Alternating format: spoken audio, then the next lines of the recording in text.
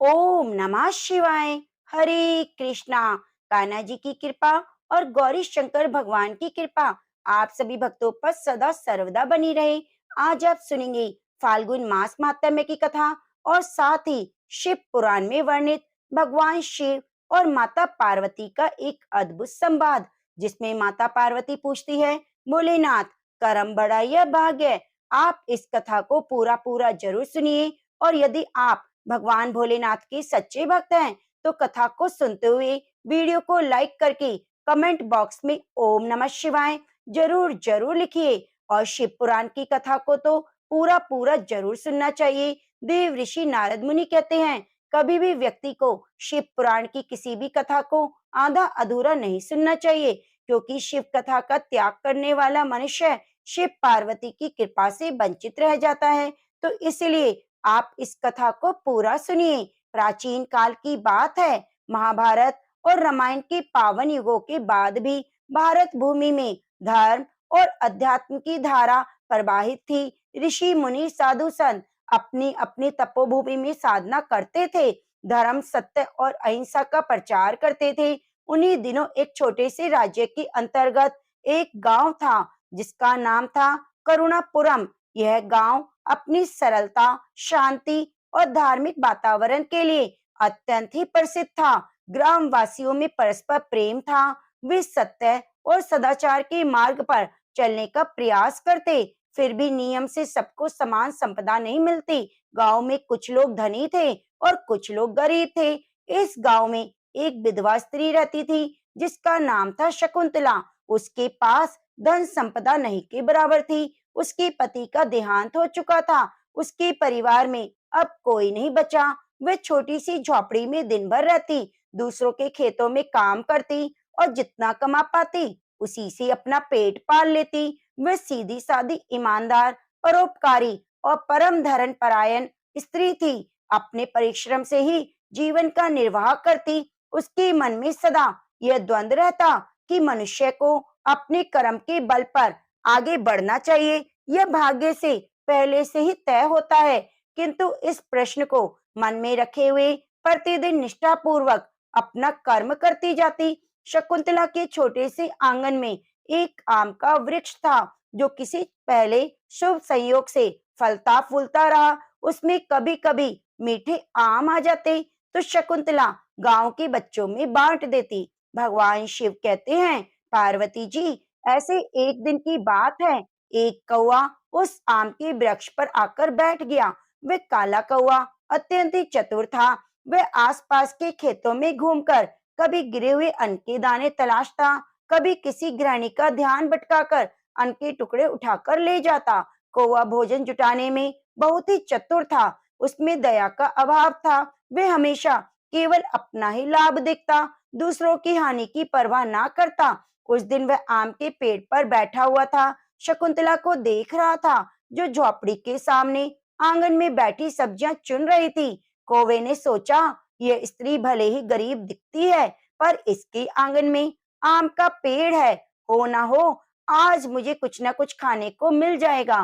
कौवा बार बार काव काव करता। शकुंतला उस पर विशेष ध्यान नहीं देती। अतः कौवा मन ही मन बोला कि मुझे कुछ युक्ति लगानी होगी, सीधे मांगने से तो मुझे कुछ मिलने वाला नहीं। कौवा ने नियति बनाई कि शकुंतला को किसी तरह फुसला लेगा और मन ही मन फौरन एक कपटपूर्ण योजना बनाने लगा। तभी उसे ध्यान आया कि वह केवल बोल नहीं सकता, पर बहुत अच्छे से काव काव करके लोगों का ध्यान तो खींच सकता है। कुछ ही क्षण बाद उसने सोचा, यह स्त्री दयालु है।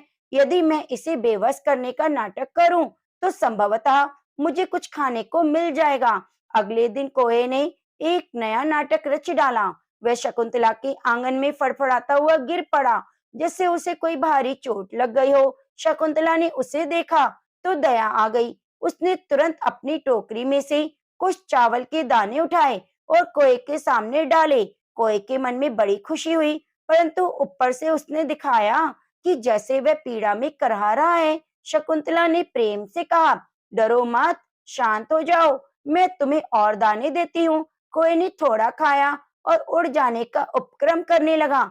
इस बार उसने उड़ने का बहाना भी ऐसे किया जैसे कभी पूरी तरह स्वस्थ ना हो। इस प्रकार कौआ रोज सुबह आता, थोड़ा खाने का उपक्रम करता और शाम होने पर उड़ जाता। शकुंतला को लगा शायद कौवा ठीक हो गया है, इसलिए वह प्रतिदिन कुछ ना कुछ भोजन उसके लिए रख देती। कौए को अपना छल सफल होता दिखाई दिया। उसी गांव में एक बूढ़ी गाय भी थी जो किसी समय एक धनी कृषक के पास थी। वह किसान अब इस गाय को चारा खिलाने में स्वयं को असमर्थ मानता था, क्योंकि गाय दूध देना बंद कर चुकी थी। वृद्ध अवस्था में गाय से अब कोई व्यापार का लाभ नहीं मिल रहा था, तो किसान ने उसे त्याग दिया। पूरे गांव में इधर उधर भटकती रही, कूड़ा करकट जो बचा हुआ भोजन होता उसी को खाती, आसपास तालाब के पास घास चरती। उसकी हालत इतनी दयनीय हो चुकी थी, लोगों ने ध्यान देना बंद कर दिया, जैसे बूढ़े पशु का कोई उपयोग ही न रह गया हो। एक दिन वही वृद्ध गाय शकुंतला की झोपड़ी के पास से गुजरी। शकुंतला ने उसे ध्यान से देखा। दुबली पतली थकी हारी थी, उसके शरीर पर जगह जगह मक्खियां भिनक रही थी। भगवान शिव के आगे माता पार्वती ने कहा, हे प्रिय। शकुंतला ने जाकर उसे सहलाया। गाय ने भी उसकी ओर कातर नजरों से देखा। शकुंतला ने बड़े दुलार से कहा, ओ तू भी बड़ी दीन अवस्था में है, मेरे पास तो देने को अधिक कुछ भी नहीं, सूखी घास और पानी तो मैं तुझे दे सकती हूँ। यह कहकर शकुंतला ने अपनी झोपड़ी के पवाड़े में उगी घास के तिनके और एक बाल्टी में पानी लाकर गाय के सामने रख दिया। गाय ने तृप्त होकर सब खा लिया और पानी पीकर अपनी दृष्टि से जैसे आभार जताती रही। अगले दिन गाय रोज शकुंतला के द्वार पर आ जाती। शकुंतला उसे चारा पानी दे देती। उसके मन में गाय के प्रति भी दया थी। गाय भी निस्वार्थ भाव से सिर हिलाती, जैसे उसे आशीर्वाद देना चाहती हो। शकुंतला यह सब देखकर प्रसन्न होती। उसे लगा चाहे वह गरीब हो, किसी भी जीव को भोजन कराने का पुण्य तो मिल रहा है। गाय की सेवा में छल कपट या स्वार्थ का कोई अंश नहीं था। वह जीव मात्र को सुख देने का प्रतीक थी। इस प्रकार गौ और शकुंतला का एक कोमल बंधन तैयार हो गया। प्रतिदिन दिन गुजर रहे थे। शकुंतला ने अपने जीवन में कई दुख झेले थे, फिर भी वह प्रभु भक्ति अपने कर्म में लगी रही। उसके मन में बार बार एक प्रश्न उमड़ता, क्या मेरा भाग्य पहले से ही निर्धारित है या मैं अपने कर्म से बदल सकती हूँ। जब वह कोई को भोजन देती तो सोचती, मैं गरीब हूँ फिर भी दूसरे प्राणियों के प्रति मदद का भाव रखती हूँ, यह मेरे कर्म है, क्या इससे मेरा भाग्य सुधरेगा। जब वह बूढ़ी गाय को दाना पानी देती तब भी यही विचार उमड़ता कि कभी किस्मत साथ देगी तो अपनी छोटी सी जमीन होगी, इसी गाय से मुझे दूध मिलेगा, पर अभी तो मेरे पास कुछ भी नहीं। कभी कभी मन के कोने में निराश वह घर कर लेती कि इतना परोपकार करने के बाद भी मेरा जीवन कष्टों से भरा है। क्या भाग्य सचमुच पहले से तय है जिस पर मेरा कोई वश नहीं। फिर तुरंत ही उस विचार को झटक देती, नहीं, मुझे शिकायत नहीं करनी चाहिए, कर्म करने से ही जीवन का सार है। हे पार्वती जी, करुणा से परिपूर्ण सरोवर और प्रकृति सुंदरता से परिपूर्ण थी। उसी करुणापुरम के पास वन में एक तपस्वी ऋषि रहा करते थे। ऋषि भृगु। वे शांत, धीर, गंभीर और बहुत बड़े ज्ञानी थे। साधना में उनकी सिद्धि प्रबल थी। लोगों के उनके दर्शन का कभी कभी आभार मिलता था जब भी वे आध्यात्मिक प्रयोजन से गांव आते। एक दिन ऋषि भृगु गांव में पधारे। गांव वासियों ने देखा, उनके चरणों में प्रणाम के लिए उमड़ पड़े। सब लोग चावल फल फूल अर्पित करने के लिए। ऋषि ने सबको प्रेम पूर्वक आशीर्वाद दिया। वे गांव की धर्मशाला में कुछ समय ठहर गए। कुछ लोग अपने सुख दुख की कथा सुनाने लगे और परामर्श लेने लगे। शकुंतला ने भी सोचा वे ऋषि के दर्शन करे, अपनी जिज्ञासा, क्या कर्म बड़ा है या भाग्य, उसका उत्तर प्राप्त करे। वह भी धर्मशाला में पहुंची। जब उसकी बारी आई तो हाथ जोड़कर विनम्रता पूर्वक बोली, हे ऋषिवर, मैं निर्धन विधवा स्त्री हूँ। मेरे जीवन में अनेक कष्ट आए, फिर भी मैं ईश्वर में आस्था रखती हूँ, सत्कर्म करती हूँ। मेरे मन में प्रश्न है कि क्या कर्म हमारी किस्मत को बदल सकता है। क्या भाग्य में जो लिखा है वही होगा ऋषि भृगु ने उसकी और सरलता से देखा कि वह स्त्री सच्चे मन से प्रश्न कर रही है। बोले, पुत्री, सत्य की प्राप्ति के लिए कभी कभी परीक्षा से गुजरना पड़ता है। हर प्रश्न का उत्तर सीधे सीधे नहीं दिया जा सकता। भविष्य में ऐसा कुछ होने वाला है जिससे तुम्हारे प्रश्न का उत्तर तुम स्वयं अनुभव करोगी। तुम्हें बस सत्य और धर्म के मार्ग पर डटे रहना है। जब तुम्हारी परीक्षा होगी तभी तुम पूर्ण ज्ञान प्राप्त करोगी। शकुंतला को यह उत्तर आधा अधूरा लगा, किंतु ऋषि से भी प्रश्न करने का उसका साहस ना हुआ। उसने माथा टेका और वापस आ गई। हे पार्वती, उसके मन में कौतूहल सा जाग उठा। कैसी परीक्षा, कब होगा, कौन लेगा? मगर उसे ज्ञात न था कि स्वयं यमराज उस परीक्षा का प्रमुख सूत्रधार बनने वाले हैं। यहीं से इस कथा में एक अलौकिक मोड़ आता है। प्रिय भक्तजनों, भगवान शिव माता पार्वती से कहते हैं, हे देवी, उसी रात्रि ऋषि भृगु ध्यान अवस्था में बैठे थे। सहसा उनकी अंतर्दृष्टि में कुछ दिव्य प्रकाश हुआ। उन्होंने देखा देवलोक में यमराज और चित्रगुप्त किसी विशेष चर्चा में मग्न है। ऋषि को अपनी योग सिद्धि से एहसास हुआ कि पृथ्वी पर कुछ अद्भुत घटित होने वाला है, जिसका संबंध शकुंतला, बूढ़ी गाय और कोए से है। दूसरी ओर यमलोक में वास्तव में यमराज और चित्रगुप्त के मध्य संवाद चल रहा था। यमराज ने चित्रगुप्त से कहा, हे चित्रगुप्त, पृथ्वी पर कर्म और भाग्य को लेकर अनेक प्राणियों में शंका बनी रहती है। हमें यह देखना चाहिए कि मनुष्य सत्य को पहचान पाता है या नहीं। मुझे सूचना मिली है कि करुणापुरम गांव में एक स्त्री शकुंतला का जीवन कर्मशील है, पर भाग्य उसका साथ नहीं दे रहा। वही एक वृद्ध गाय और एक कपटी कौवा भी उसकी दिनचर्या में शामिल है।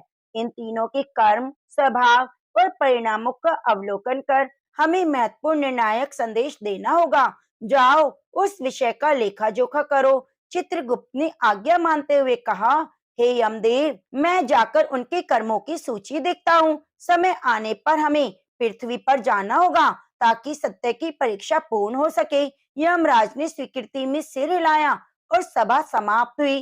परमात्मा की लीला ऐसी थी, उसी क्षण सब घटनाएं एक योजनाबद्ध तरीके से आगे बढ़ने लगी। पार्वती जी, कुछ दिन बीते।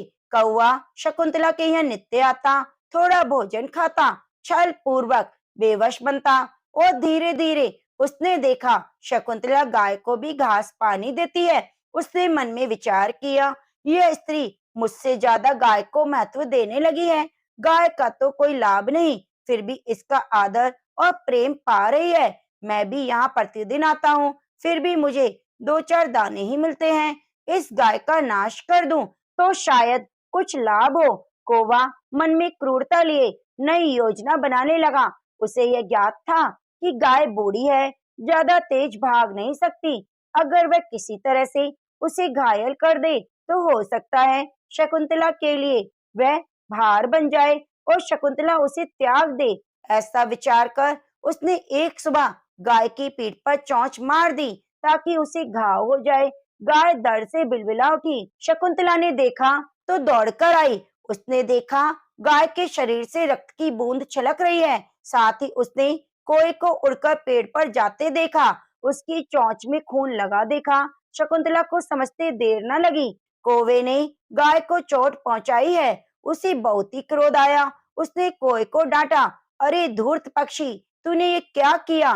तू मेरे घर से भोजन पाता है, फिर भी इस निसहाय गाय पर प्रहार किया। धिक्कार है। कोए के अनसुना कर दिया। वह ऊंचाई पर बैठकर कांव कांव करने लगा, मानो हंसी उड़ा रहा हो। शकुंतला ने दुखी मन से गाय की मरहम पट्टी की, उसके घाव को गंगा जल और हल्दी से साफ किया।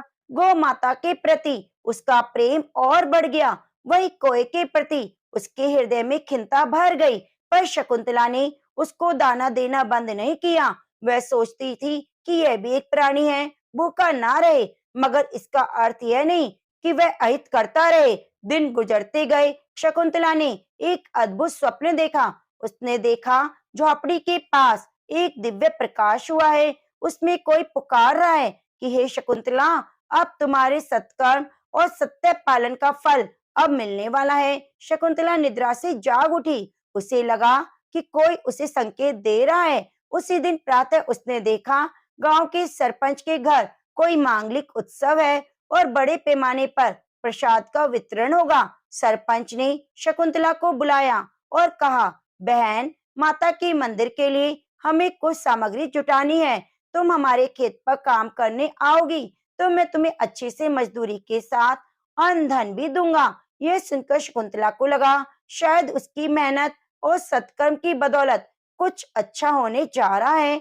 वे बड़े उत्साह के साथ खेत में काम करने लगी। 2 सप्ताह बाद उसे सरपंच ने मेहनताना दिया। कुछ गेहूं के बोरे में मुट्ठी भर सिक्के। शकुंतला अत्यंत आभारी हुई और बोली, आपकी ही कृपा है, मैं इससे अपना भविष्य थोड़ा संभाल लूंगी। सरपंच ने कहा, तू परिश्रमी है शकुंतला, सदा ऐसे कर्म करती रहे, भगवान तेरा भला करेंगे। शकुंतला के मन में इस घटना को लेकर बड़ा सुकून मिला। उसे लगा शायद उसकी किस्मत का पहिया घूम रहा है। अब वह और मन लगाकर काम करने लगी। उसने अपनी झोपड़ी के पास की जमीन को साफ करके उस पर सब्जियां उगाने की योजना बनाई ताकि अपनी कमाई बढ़ा सके।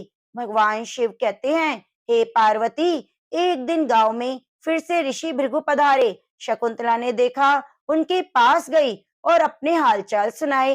हे मुनीश्वर, मैंने आपकी आज्ञा अनुसार कर्म नहीं छोड़ा। अब मुझे थोड़ा अच्छा भी लग रहा है।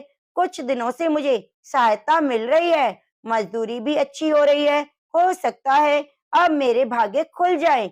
ऋषि ने मुस्कुराकर आशीर्वाद दिया और धीरे से कहा, विपत्तियां कभी भी दस्तक दे सकती हैं, पर याद रहे सत्य के मार्ग से विचलित मत होना। परीक्षा अभी शेष है, तुम्हें सावधान रहना होगा, विशेषतः कौवे से। शकुंतला चकित हो गई। ऋषि को कौवे का नाम कैसे पता चला?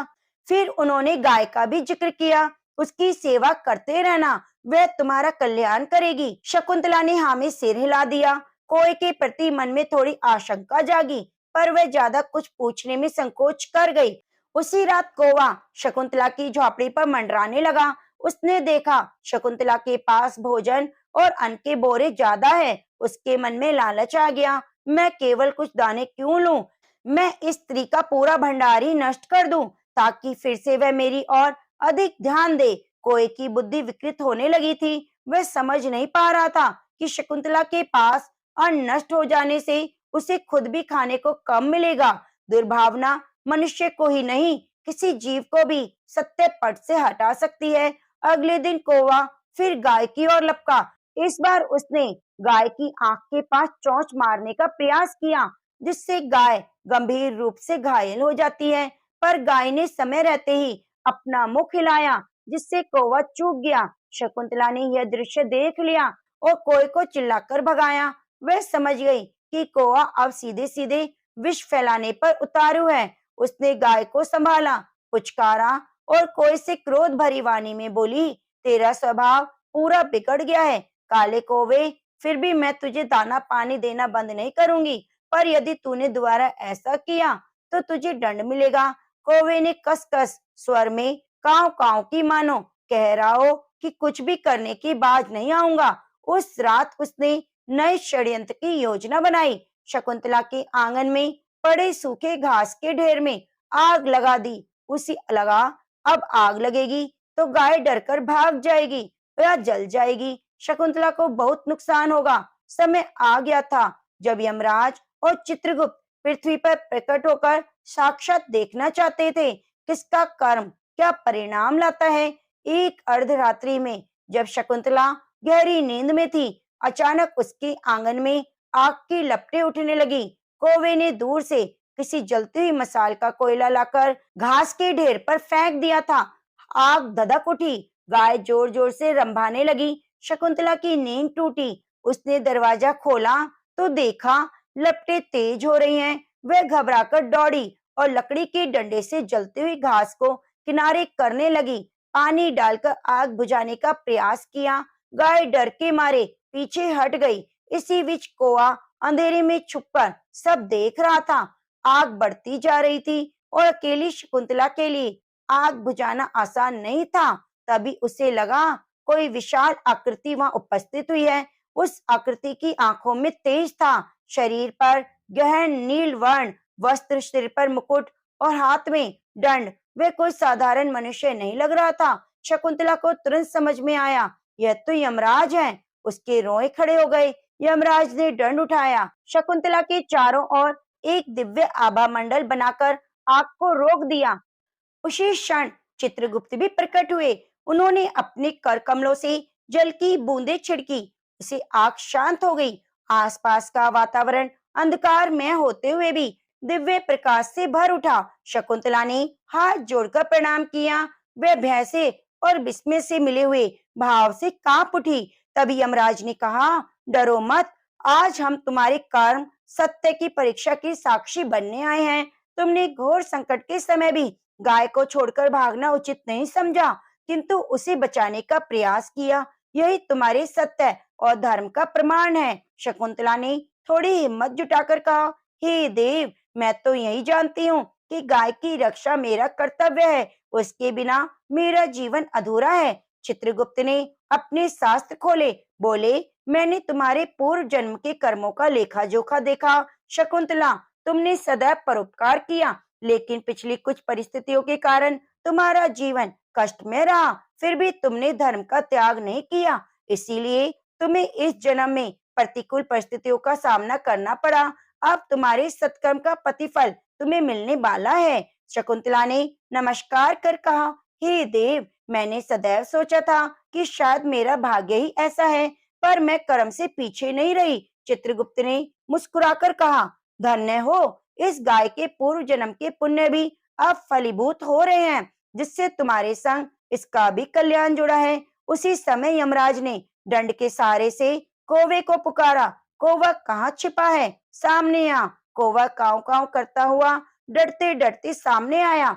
यमराज ने बोला, तुमने आग क्यों जलाई, क्यों इस बूढ़ी गाय को सताया? शकुंतला ने तुम्हारी भूख मिटाई, फिर भी तुमने कृतज्ञता नहीं दिखाई। कौवा कांपते हुए बोला, यमराज, मैंने लोभवश ऐसा किया, मुझे अपनी दुष्टता पर पश्चाताप है, पर अब क्या करूं? यमराज ने गर्जना की, पश्चाताप तो बहुत दूर की बात कर रहे हो। दूसरों को सताकर स्वार्थ साधने की प्रवृत्ति से तुमने अपना भविष्य अंधकार में कर लिया है। अब तुम्हें भी अपने कर्मों का फल भोगना होगा। उसी क्षण भृगु ऋषि भी वहां प्रकट हुए, जैसे कि इसी घड़ी के लिए वे आए थे। यमराज और चित्रगुप्त को प्रणाम करके बोले, जिसका संकेत आपने स्वप्न में मुझे दिया था। शकुंतला के मन में कर्म और भाग्य को लेकर जो प्रश्न था, उसका उत्तर आज प्रत्यक्ष मिल गया। यमराज ने सहमति में सिर हिलाया, बोले, हे शकुंतला, भाग्य निस्संदेह है, परंतु कर्म उसे परिवर्तित कर सकता है। सत्य के मार्ग में चलने वाले को चाहे देर से ही सही, पर विजय अवश्य मिलती है। तभी शकुंतला ने हाथ जोड़कर कहा, हे देव, आपका अनुग्रह मुझे मिला।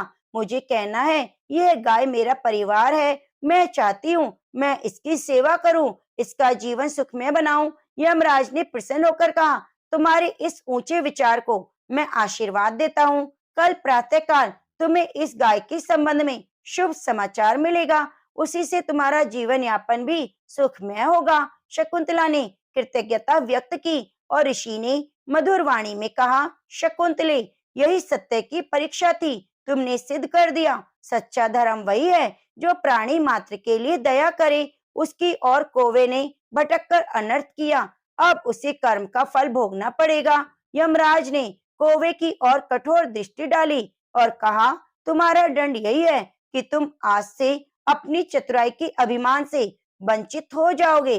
अब तुम जहां भी जाओगे, लोग तुम्हें अनसुना करेंगे और तुम्हें अपशगुन मानेंगे। तुम्हारे काय काव को शुभ नहीं मानेंगे।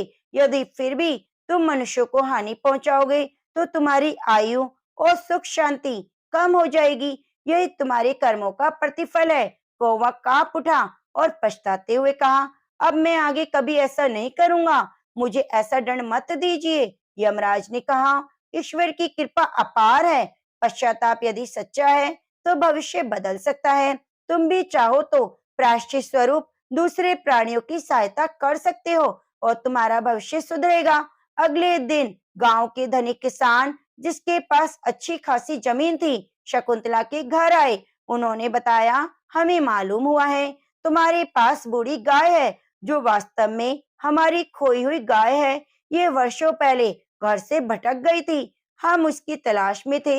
हमने इसकी वंशावली देखी। यह गोवंश बहुत ही पुण्यमय है। हम इसे वापस लेना चाहते हैं, पर यदि तुम सहमत हो तो हम तुम्हें इसकी देखभाल के लिए एक बड़ी राशि देंगे। साथ ही तुम्हारे लिए स्थायी काम का प्रबंध कर देंगे। गाय का स्वास्थ्य सुधारने के लिए हमें इसकी चिकित्सा करवानी है, लेकिन तुम भी साथ रहो, इसकी सेवा करो। शकुंतला को आश्चर्य हुआ कि गाय से अलग होना उसे गंवारा ना था, पर किसान ने स्पष्ट किया कि हम तुम्हें अलग नहीं कर रहे, बस चाहते हैं हमारे साथ चलकर तुम इसका ध्यान रखो। बदले में तुम्हें जमीन का टुकड़ा भी देंगे। तुम खेती कर सकोगी और अपना जीवन सुधार सकोगी। भगवान शिव कहते हैं, हे पार्वती, शकुंतला को लगा यह यमराज का संकेत था। तुम्हें गाय से जीवन यापन का सहारा मिलेगा। उसने प्रसन्नता से स्वीकार कर लिया। कुछ ही दिनों में शकुंतला गांव में उसी किसान के बड़े घर के निकट रहने लगी। गाय की सेवा के साथ साथ नियमित भोजन, वस्त्र और खेती के लिए जमीन मिल गई। उसके भाग्य ने करवट ली, लेकिन वह जानती थी कि यह सब उसके कर्मों का परिणाम है। समय बीतता गया। शकुंतला की स्थिति में सुधार आता चला गया। अब वह खुद की खेती नहीं करती थी, बल्कि वह गाय के सहारे दूध, दही उत्पादन से जो भी जीविका कमाने लगी, और गांव के लोग उसकी निष्ठा और मेहनत की सराहना करने लगे और सबकी वह सहायता करती। अब उसका भाग्य खुल चुका था, पर उसने कभी भी अभिमान नहीं किया। उसे ऋषि भृगु के वरदान याद रहे कि परीक्षा के क्षण में सत्य से डिगना नहीं चाहिए। कौवा भी आसपास मंडराता दिखता, पर अब वह कभी भी शकुंतला से भोजन के दाने चुरा कर नहीं ले जाता, बल्कि दूरी बनाकर रहता। समय के साथ उसका स्वभाव भी बदल गया और दूसरों के अहित से बचने लगा। यद्यपि ग्रामवासी अभी भी उसे अपशगुन मानकर दूर ही भगाते हैं। कौवा मन ही मन समझ चुका था कि यदि वह अच्छा करेगा तो उसका जीवन अच्छा होगा। इस प्रकार भाग्य कोई पत्थर की लकीर नहीं, मनुष्य के कर्म ही अंतिम निर्णय करते हैं कि उसका भविष्य कैसा होगा। तो इसीलिए कहा गया है कि कर्म करके हम अपने भाग्य को बदल सकते हैं। प्रेम से बोलिए, हरे कृष्णा, ओम नमः शिवाय। प्रिय भक्तजनों, अब आइए सुनते हैं फाल्गुन मास माहात्म्य की कथा। आपको यह कथा कैसी लगी, कृपया हमें कमेंट बॉक्स में जरूर जरूर बताइए। एक बार नैमिषारण्य तीर्थ में एकत्रित शौनक आदि ऋषियों ने सूत जी से कहा, सभी धर्म जीत के तत्व ज्ञान परिनिष्ठित सूत जी, सब धर्मों से रहित भयंकर कलयुग प्राप्त होने पर मनुष्य दुष्कर्म में प्रवृत्त होकर सब धर्मों को त्याग कर देते हैं। उनकी आयु बहुत कम होती है। उनकी प्राण शक्ति, बल पराक्रम, तपस्या, कर्म अनुष्ठान सब अत्यंत क्षीण हो जाते हैं। वे सब अधर्म परायण और वेद शास्त्र से दूर होते हैं। तीर्थ यात्रा, तपस्या, दान और भगवान विष्णु की भक्ति का उनमें अभाव होता है। ऐसे मनुष्यों का थोड़े प्रयास से किस प्रकार उद्धार हो सकता है। तब श्री सूत जी ने कहा, हे महाभाग्य, तुम्हें साधुवाद है। तुम सदा दूसरों के हित में तत्पर रहते हो। भगवान विष्णु की भक्ति में आसक्त होने के कारण तुम्हारे मन का मल धुल गया है। संसार में साधु पुरुषों का संग दुर्लभ है। वैद्य अभिमानी अजित आत्मा पुरुषों की संचित पाप राशि को हर लेता है। अधिक पुण्य के कारण उनमें उत्तम गति प्रदान करता है। तीनों लोकों के मनुष्यों के लिए सत्संग दुर्लभ है। वह कर्म पाश से पीड़ित मनुष्यों की आंतरिक बंधन को दूर करता है। बहुत कम बोलने वाले और एकमात्र भगवान का भजन करने वाले लोगों को उच्च पद प्रदान करता है और जन्म मृत्यु के चक्र से थके हुए मानवों को चिर विश्राम की प्राप्ति कराने का कारण होता है। सौनक जी, यही प्रश्न पूर्व काल में परम सुंदर कैलाश पर्वत के शिखर पर श्रोता ऋषियों के सामने सत्पुरुष का कल्याण करने के लिए स्वामी कार्तिकेय ने भगवान शंकर के आगे उपस्थित किया। तब श्री महादेव जी ने कार्तिकेय से कहा, हे परमार्थ के पथ पर चलने वाले पुरुषों को वैकुंठ धाम का निवास प्रदान करने वाले बहुत से तीर्थ और क्षेत्र है। कोई कामना के अनुसार फल देने वाला है। मोक्षदायिनी गंगा, गोदावरी, नर्मदा, ताप्ती, यमुना, क्षिप्रा, पुण्यमयी गौतमी, कौशिकी, कावेरी, चंद्रभागा, गंडकी, सरस्वती, ये सब पवित्र नदियां हैं और बार बार दर्शन करने पर भोग और मोक्ष प्रदान करने वाली हैं। अयोध्या, द्वारिका, काशी, मथुरा, कुरुक्षेत्र, राम तीर्थ, कांचीपुरम, पुष्कर क्षेत्र, वराह क्षेत्र, बद्रीधाम, यह महापुण्यमय क्षेत्र जो सब मनोरथ साधक हैं, यह सभी उत्तम तीर्थ है। मुक्ति का एक साधन अयोध्यापुरी का विधि पूर्वक दर्शन करके मनुष्य सब पापों से मुक्त होकर भगवान विष्णु के धाम में जाते हैं। तरह तरह से भगवान विष्णु की सेवा पूर्वक पूजन, नृत्य और कीर्तन करने वाले पुरुष घर त्याग कर श्री हरि का चिंतन करने से घर की आसक्ति और मृत्यु के प्राकरण पर विजय पा जाते हैं। द्वारिका में साक्षात भगवान श्री हरि विराजमान हैं। वे अपने निवास मंदिर को कभी नहीं छोड़ते। हे षडानन, गोमती में स्नान करके भगवान श्री कृष्ण के मुख अरविंद का दर्शन करने के बिना मनुष्य के ज्ञान की मुक्ति हो जाती है। हरि क्षेत्र में पादोदक तीर्थ के जल में स्नान करके श्री हरि का दर्शन करने से पुरुष सब पापों से मुक्त होकर भगवान विष्णु के साथ आनंद भोगता है। विष्णु कांची में साक्षात भगवान विष्णु और शिव कांची में साक्षात भगवान शिव निवास करते हैं। दोनों में कोई भेद न होने के कारण दोनों की ही भक्ति से मुक्ति हाथ में आ जाती है। भगवान विष्णु का बद्री नामक क्षेत्र तीनों लोकों में दुर्लभ है। उसके स्मरण मात्र से महापातक मनुष्य भी तत्काल पाप रहित होकर मृत्यु के बाद मोक्ष के भागी होते हैं। कार्तिकेय के तप, योग और समाधि से संपूर्ण तीर्थों में स्नान करने से जो फल प्राप्त होता है वह बद्री क्षेत्र के भली भांति दर्शन मात्र से मिल जाता है। तब भगवान स्कंद ने पूछा, यह क्षेत्र कैसे उत्पन्न हुआ? किन लोगों ने इसका दर्शन किया? इस क्षेत्र के अधिपति कौन है? यह सब मुझे विस्तार से बताइए। तब भगवान शिव ने कहा, यह बद्री क्षेत्र अनादि सिद्ध है। जैसे वेद भगवान के शरीर हैं, उसी प्रकार यह भी है। इस क्षेत्र के अधिपति साक्षात भगवान नारायण हैं। हे नारद, आदि महर्षियों ने इस तीर्थ का दर्शन किया है। काशी में श्री पर्वत के शिखर पर और कैलाश में पार्वती सहित मेरी जैसी प्रीति है, उससे अनंत गुना प्रीति बद्री क्षेत्र में है। अन्य तीर्थों में स्वधर्म का विधि पूर्वक पालन करते हुए मृत्यु होने से मुक्ति हो जाती है, परंतु बद्री क्षेत्र के दर्शन मात्र से मुक्ति मनुष्यों के हाथ में आ जाती है। जहाँ भगवान नारायण के चरणों का सानिध्य है, जहाँ साक्षात अग्नि देव का निवास है और केदार रूप से मेरा लिंग प्रतिष्ठित है, वह सब बद्री क्षेत्र के अंतर्गत है।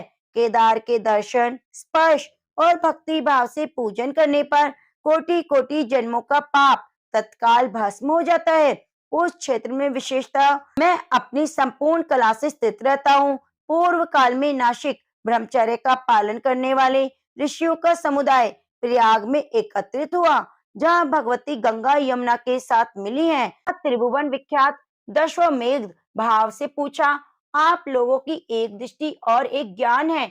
आप सभी ब्रह्मवेत्ता में श्रेष्ठ, दीनों के लिए करुणा से भरे हुए, आर्द्र हृदय और दयालु हैं। आप लोगों को यहाँ उपस्थित देखकर मैं पूछता हूँ, सब प्रकार की दूषित वस्तुओं के भक्षण जनक पातक से मेरा अंतःकरण लिप्त हो गया है। ब्रह्म ज्ञानियों, बताइए मेरा उद्धार कैसे होगा? इतने में ही सब मुनियों ने श्रेष्ठ व्यास जी गंगा में स्नान करके वहां आ पहुंचे। इस प्रकार बोले, अग्निदेव, आप आपकी सर्व भक्षण रूप पाप निवृत्ति के लिए एक श्रेष्ठ उपाय करिए। आप बद्री क्षेत्र की शरण लीजिए, जहाँ देवताओं के देवता साक्षात भगवान जनार्दन विराजमान है, जो सबके पापों का नाश करते हैं। वहां गंगा जी के जल में स्नान करके भगवान की परिक्रमा और दंडवत प्रणाम करने से सब पापों का नाश हो जाता है। तब अग्निदेव उत्तर विमुख होकर गंधमादन पर्वत पर आए और बद्री तीर्थ में पहुंचकर गंगा जी के जल में स्नान करके भगवान नारायण के आश्रम में गए। वहां भगवान को प्रणाम करके उन्होंने भक्ति पूर्वक स्तुति की कि जो विशुद्ध विज्ञान धन स्वरूप पुराण पुरुष सनातन प्रजापति के पति हैं, सबके गुरु, एक होते हुए भी अनेक रूपों को धारण करने वाले और संपूर्ण जगत के एकमात्र स्वामी शेषनाग की शैया पर शयन करने वाले उन सुध बुद्धि नारायण को मैं नमस्कार करता हूँ, जो अपनी मायावी शक्ति का आश्रय लेकर संसार की सृष्टि करने के उद्देश्य से रजोगुण से युक्त ब्रह्म का रूप धारण करते हैं, सत्व गुण से युक्त होकर इस जगत की रक्षा करते हैं और तमोगुण से संयुक्त होकर इस विश्व के भयंकर संहारकारी रुद्र बने हैं। उन त्रिविध रूपधारी भगवान की मैं स्तुति करता हूँ। इस प्रकार स्तुति किए जाने पर सर्व अंतर्यामी भगवान नारायण प्रसन्न होकर पवित्रता की इच्छा रखने वाले अग्नि देव से मधुर वाणी में बोले, हे प्रभु, मधुर वाणी में बोले, तुम्हारा कल्याण हो, तुम वर मांगो, मैं तुम्हें वर देने के लिए आया हूँ। मैं तुम्हारी स्तुति और विनय से प्रसन्न हूँ। यह सुनकर अग्निदेव बोले, प्रभु, मैं जिस उद्देश्य से आया हूँ वह सब आपको ज्ञात है, तथापि कहता हूँ, इस रूप में आप जगदीश्वर की आज्ञा का पालन करता हूँ। मुझे सर्वक्षित तो होना पड़ता है, किंतु मेरे इस दोष का निवारण कैसे होगा, मुझे सोचकर अत्यंत भय हो रहा है। तब भगवान नारायण ने कहा, इस क्षेत्र का दर्शन करने मात्र से किसी भी प्राणी का पाप नहीं रह जाता। मेरे प्रसाद से तुम कभी भी पातक का संपर्क नहीं करोगे। तब से लेकर सब दोषों से रहित भूत आत्मा अग्निदेव यहाँ अपनी कला से विराजमान है, जो प्रातःकाल उठकर पवित्र भाव से इस प्रसंग को सुनता है, सुनाता है, वे निश्चय ही अग्नि तीर्थ में स्नान करने का फल पाता है। महादेव जी कार्तिकेय जी से कहते हैं, स्कंद जो महापातकी और अतिपातकी हैं, वे भी अग्नि तीर्थ में स्नान करके मात्र पवित्र हो जाते हैं। जैसे अत्यंत मलिन सोना आग में तपाने से शुद्ध हो जाता है, उसी प्रकार देहधारी प्राणी अग्नि तीर्थ में आकर पाप मुक्त हो जाते हैं। जो 5 प्रकार की महापातक करने वाले हैं, वे इस तीर्थ में स्नान करके प्राणायाम और जप करने से शुद्ध हो जाते हैं, ऐसा मेरा मानना है। यहाँ जो 5 शिला हैं, उनमें सदा भगवान विष्णु की स्तुति है। वही सब पापों का नाश करने वाला अग्नि तीर्थ है। तब स्कंद भगवान ने पूछा, पिताजी, ये कैसी 5 शिला हैं और इनका निर्माण कैसे हुआ, ये सब बताइए। तब भगवान शिव ने कहा, बेटा, वह नारदी, नार, सिंधी, वराही, गरुड़ी और मार्कंडे, ये 5 शिला विख्यात हैं, जो संपूर्ण मनोरथ को सिद्ध करने वाली हैं। एक समय भगवान नारद ने एक शिला पर बैठकर वायु पीकर रहते हुए महाविष्णु का दर्शन करने के लिए अत्यंत कठोर तपस्या की। वे 6000 वर्षों तक वृक्ष की भांति स्थिर भाव से उस शिला पर विराजमान रहे। इसके बाद भगवान विष्णु ब्राह्मण का रूप धारण करके कृपा पूर्वक उनके सामने आए। उन मुनि श्रेष्ठ ने इस प्रकार बोला, तुम क्या चाहते हो? तब नारद जी ने कहा, आप कौन हैं? इस निर्जन वन में आपके दर्शन से मेरे मन में बड़ी प्रसन्नता हो रही है। नारद जी के ऐसा कहने पर भगवान विष्णु ने कृपया करके उन्हें दिव्य स्वरूप का दर्शन कराया। उनके हाथों में शंख, चक्र, गदा आयुध शोभा पा रहे थे। वे पीतांबर से सुशोभित और कमल की माला से विभूषित थे। लक्ष्मी का निर्मल निवास, भूत भगवान का वक्ष, श्री वत्स चिन्ह और कौस्तुभ मणि की प्रभा से प्रकाशमान था। सुनंद आदि पार्षद भगवान जनार्दन की स्तुति कर रहे थे। उन्हें देखकर नारद जी के शरीर में नए प्राण आ गए। वे सहसा खड़े हो गए और हाथ जोड़कर बार बार नमस्कार करते हुए जगदीश्वर के भी ईश्वर श्री विष्णु की स्तुति करने लगे। सबके साक्षी और संपूर्ण जगत के अधीश्वर हैं, जिन्होंने भक्तों की इच्छा से दिव्य देह धारण की है, जो शरणागत के लिए दया के मही सागर है। वे पावन दिव्य मूर्तिधारी भगवान श्री हरि, मुझ पर प्रसन्न हो जाओ, जो संपूर्ण जगत के हित के लिए साधु पुरुषों के मन को संतुष्ट और उनका कल्याण करने के लिए शीघ्र ही अपनी उत्तम कलाओं के द्वारा दिव्य देह धारण, प्रसन्नता पूर्वक दिव्य लीला और हास्यपूर्ण दृष्टि प्रकट करते हैं। सत्व गुण का समुदाय ही जिनका स्वरूप है, वे भगवान विष्णु मुझ पर प्रसन्न हो। हे जनार्दन, आज आपके दर्शन से मेरा जीवन धन्य हो गया। मेरी तपस्या मिल गई। तुम्हारी इस तपस्या और स्तुति से मैं प्रसन्न हूँ। तीनों लोकों में तुमसे बढ़कर दूसरा मेरा भक्त नहीं। तुम्हारा कल्याण हो, वर मांगो। तब नारद जी ने कहा, देव, यदि आप मुझे वर देना चाहते हैं तो अपने चरणों की अविचल भक्ति दीजिए। मेरी शिला के समीप रहना, कभी ना छोड़िए। दूसरा वरदान मांगा, मेरे इस तीर्थ के दर्शन, स्पर्श, स्नान और आचमन करने वाला मनुष्य भी पुनः संसार में शरीर धारण ना करे। तीसरा वर, तब भगवान विष्णु बोले, एवमस्तु, मैं तुम्हें स्नेहवश सभी चीजों को मुक्ति देने के लिए तुम्हारे तीर्थ में निवास करूंगा। ऐसा कहकर भगवान विष्णु अंतर ध्यान हो गए। इसके बाद नारद जी कुछ दिनों तक बद्री क्षेत्र में निवास करे, फिर मथुरापुरी को चले गए। भगवान स्कंद ने कहा, भगवान, अब मुझे मार्कंडे की महिमा बताइए। तब भगवान शिव बोले, पहले त्रेता युग के अंत में मार्कंडे की तीर्थ यात्रा का परिश्रम उठाते हुए मथुरा में आए। वहां उन्हें नारद जी के दर्शन हुए। मार्कंडे ने नारद जी का पूजन और प्रणाम किया। तब उन्होंने साक्षात नारायण विद्यमान थे। उस बद्री क्षेत्र का महात्म्य इस प्रकार बताया गया। साधो, बद्री क्षेत्र महाक्षेत्र है, वहां भगवान विष्णु का नित्य निवास है। तुम वहीं जाओ, वहां तुम्हें साक्षात श्री हरि का दर्शन होगा। यह सुनकर उन्हें बड़ा विस्मय हुआ। वे विशालपुर अर्थात बद्रिका आश्रम में आए। वहां स्नान करके शिला पर बैठकर परम उत्तम मंत्र ओम नमो नारायणा इसका जाप किया। 3 रात तक जप करने के बाद भगवान जनार्दन प्रसन्न हुए। शंख, चक्र, गदा, पद्म, वनमाला से सुशोभित स्वरूप का दर्शन कराया। उन्हें देखकर मार्कंडे सहसा उठे, प्रणाम करके प्रेम से गदगद वाणी से स्तुति करने लगे। मार्कंडे बोले, परमेश्वर, इस संसार में आपके युगल चरणाविंद ही सार हैं। संसारी मनुष्यों का उद्धार कैसे हो? हे अच्युत, मैं आध्यात्मिक आदि तीनों ताप से अत्यंत थका हुआ हूँ। अनेक प्रकार के बड़े बड़े अज्ञान आच्छादित होकर संसार रूपी गहरे में भटक रहा हूँ। कृपया मेरा उद्धार कीजिए। हे करुणा सागर, अनेक प्रकार की योनि यंत्रों में दबकर निकलने से प्राप्त हुई गर्भवास जनित शारीरिक वेदना को मैं कितनी ही बार भोग चुका हूँ। अब मेरी रक्षा कीजिए। जन्म, जरा, मृत्यु, बाल अवस्था आदि के दुखों से भरे हुए संसार में मैं पीड़ित हूँ। तथापि दुख के समुद्र में मेरी बुद्धि सुख बुद्धि हो रही है। हे दया सिंधु, मेरी रक्षा कीजिए। प्रभु, कभी मैं कीट योनि में पड़ा, कभी श्वेत जीव के रूप में जन्म लिया, कभी उदित योनि में आया और कभी सौभाग्यवश मनुष्य शरीर को प्राप्त हुआ। सब योनियों में जन्म लेकर विपत्ति भोग चुका हूँ। अब सर्वथा निस्तेज और अनाथ हूँ। हे अच्युत, कृपया करके अपनी शरण में आए हुए मुझ सेवक का उद्धार कीजिए। बुद्धिमान मार्कंडे जी के द्वारा ऐसा कहने पर भगवान श्री विष्णु ने प्रसन्न होकर कहा, ब्रह्मा से मुझसे कोई वर मांगो। तब मार्कंडे ने कहा, भगवान दीन वत्सल, यदि आप मुझ पर प्रसन्न हैं तो आपके पूजन और दर्शन से मुझे अविचल शक्ति प्राप्त हो। साथ ही चाहता हूँ इस शिला पर आपका निवास बराबर बना रहे, यही मेरे लिए वर है। बहुत अच्छा कहकर भगवान विष्णु अंतर ध्यान हो गए। इसके बाद मार्कंडे जी अत्यंत प्रसन्न होकर अपने पिता के आश्रम पर चले गए।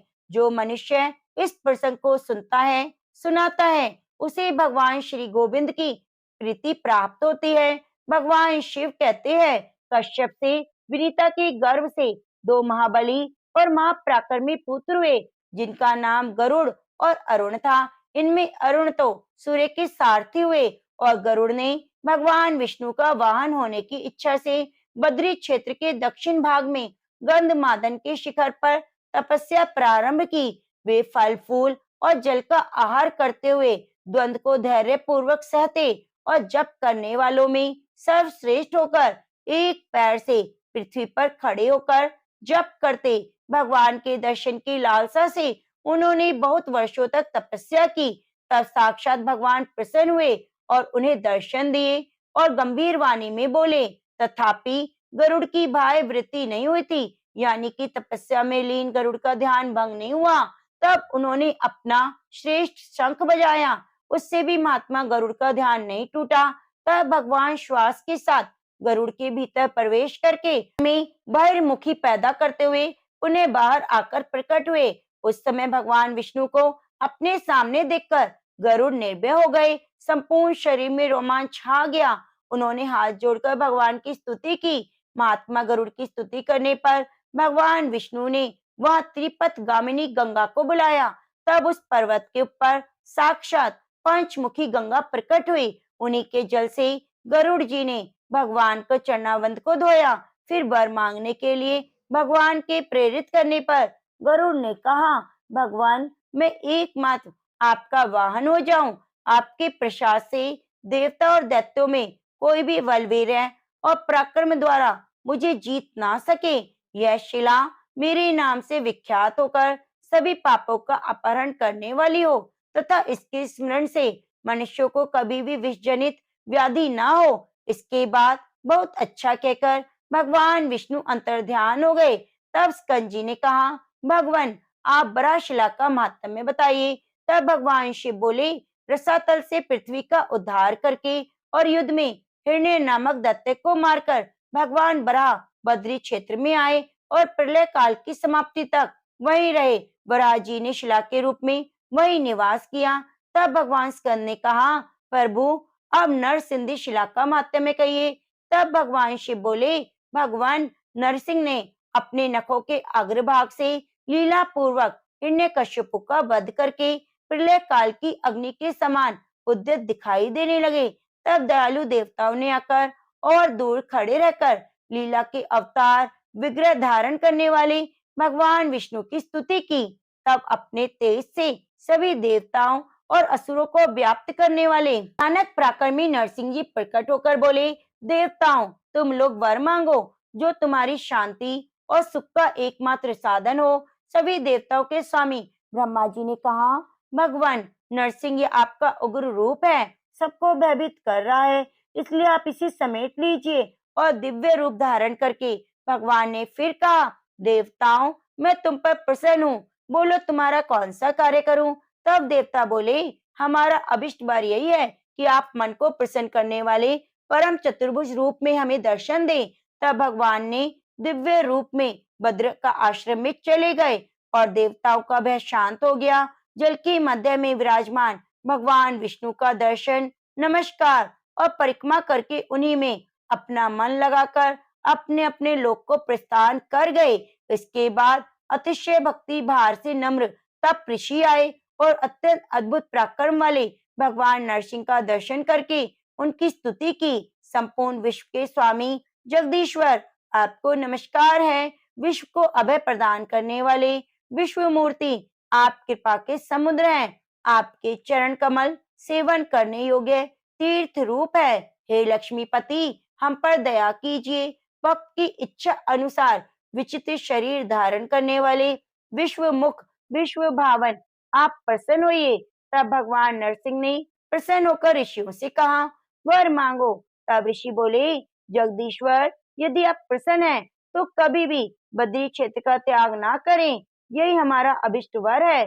तो भगवान अवमस्तु कहकर प्रार्थना स्वीकार करी और अंतर्ध्यान हो गए। भगवान नरसिंह शिला रूप में हो गए। जो 3 उपवास करके नरसिंह के जप तप का ध्यान में रहता है वह साक्षात भगवान का दर्शन पाता है। जो मनुष्य इस प्रसंग को सुनता है सुनाता है वह सब पापों से मुक्त होकर बैकुंठ धाम में निवास करता है। तो प्रेम से बोलिए बद्रिका आश्रम की जय। हरे कृष्णा।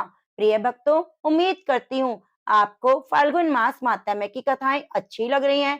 तो अच्छी लग रही हैं तो कृपया वीडियो को लाइक कीजिए और कमेंट करना ना भूलें। अब आइए सुनते हैं लपसी तपसी की कथा। कहते हैं कि लपसी तपसी की कथा हमें हर कथा कहानी में जरूर सुननी चाहिए। एक लपसी था, एक तपसी था। तपसी हमेशा भगवान की तपस्या में लीन रहता। लपसी रोजाना सवा सेर की लापसी बनाकर भगवान का भोग लगाकर जीम लेता था। एक दिन दोनों लड़ने लगे। तपसी बोला, मैं रोज भगवान की तपस्या करता हूँ, इसलिए मैं बड़ा हूँ। लपसी बोला, मैं रोज भगवान का सवा सेर लापसी का भोग लगाता हूँ, मैं बड़ा हूँ। नारद जी वहां से गुजर रहे थे। दोनों को लड़ता देखकर उनसे पूछने लगे, तुम क्यों लड़ रहे हो? तपसी ने खुद के बड़ा होने का कारण बताया और लपसी ने भी अपना कारण बताया। तो नारद जी बोले, तुम्हारा फैसला मैं कर दूंगा। दूसरे दिन लपसी तपसी नहाकर अपनी रोज की भक्ति करने आए। नारद जी ने छुपकर 1.25 करोड़ की एक एक अंगूठी दोनों के आगे रख दी। तपसी की नजर जब अंगूठी पर पड़ी तो उसने चुपचाप अंगूठी उठाकर अपने नीचे दबा ली। लपसी की नजर अंगूठी पर पड़ी लेकिन उसने ध्यान नहीं दिया। भगवान को भोग लगाकर लापसी खाने बैठ गया। नारद जी सामने आए तो दोनों ने पूछा कि बताओ कौन बड़ा। तो नारद जी ने तपसी से खड़ा होने को कहा तो वह खड़ा हुआ तो उसके नीचे दबी हुई अंगूठी दिखाई दी। नारद जी ने तपसी से कहा, तपस्या करने के बाद भी तुमने चोरी करने की आदत नहीं गई और तुम्हें तुम्हारी तपस्या का कोई फल नहीं मिलेगा। तपसी शर्मिंदा होकर माफी मांगने लगा। उसने नारद जी से पूछा, मुझे मेरी तपस्या का फल कैसे मिलेगा। नारद जी ने कहा, यदि कोई गाय कुत्ते की रोटी नहीं बनाएगा तो उसका फल तुझे मिलेगा। यदि कोई ब्राह्मण को भोजन कराकर दक्षिणा नहीं देगा तो उसका फल तुझे मिलेगा। यदि कोई साड़ी के साथ ब्लाउज नहीं देगा तो उसका फल तुझे मिलेगा। यदि कोई दिए से दिया जलाएगा तो उसका फल तुझे मिलेगा। यदि कोई सारी कहानी कहकर तुम्हारी कहानी नहीं सुनेगा तो उस कथा कहानी का फल तुम्हें मिलेगा। उसी दिन से हर वृत्त कथा कहानी के साथ लपसी तपसी की कहानी भी सुनी जाने लगी। तो प्रेम से बोलिए, लपसी तपसी की जय।